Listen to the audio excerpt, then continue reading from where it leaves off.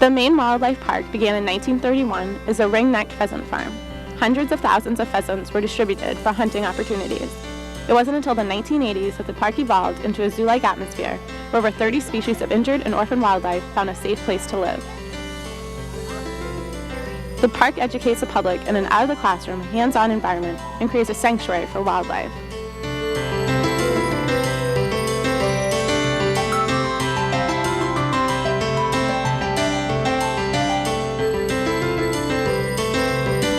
Started out as a pheasant raising farm. They raised ring-necked pheasants, and then just through the years people brought in something that was hit by a car or someone had it illegally as a pet, and the gamekeepers just kept them up and became this. My name's Sarah Ogden, and the position here is summer coordinator for the programs. These two deer right here is a mother and her yearling. Pretty much food prep takes most of the morning, sorting through the barrels of produce that we get from the local stores and cutting up the meat for carnivores here. We go through rabbits, chicken, sometimes moose, deer. We try not having the public feed the animals. We do have the feeder machines for the bear and the birds, the upland birds and the deer. But for them, throwing food in with the animals, it's not a good idea. Like our raven, people want to feed them grapes, and birds don't process sugar that well. So if the raven eats grapes all day, he's going to go into a diabetic shock. This is our raven. He's getting some deer meat right now. A big difference between crows and ravens is ravens are larger, for one. And for two, when they fly, you can see a fan shape on the raven where the crow has more of a square-shaped tail.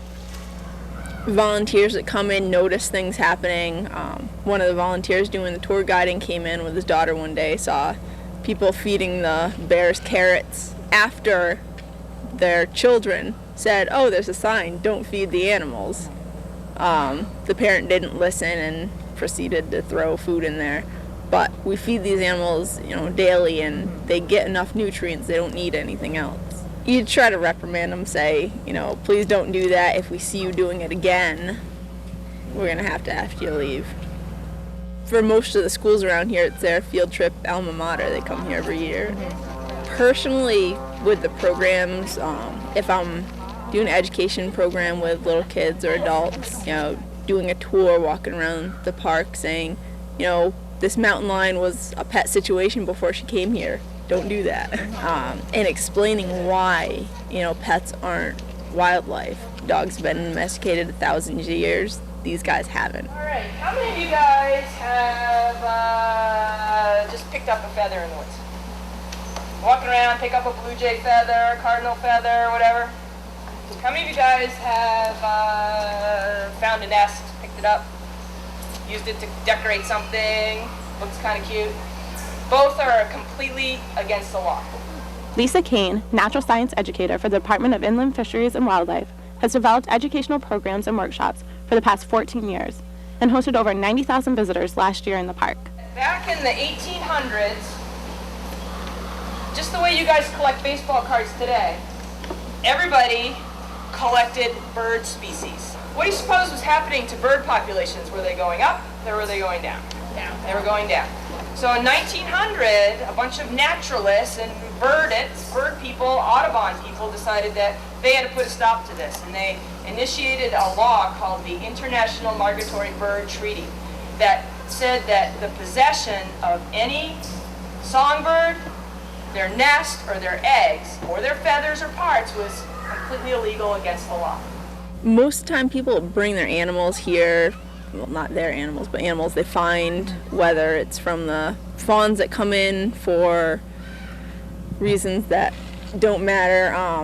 They'll see a fawn out there in the woods, pick it up, bring it in without looking to see if the mother's around or hit by a car. So pretty much it's kidnapping the fawns. And if they're educated about that, they're not going to be doing it. The best thing, if you care about wildlife, is to leave them there.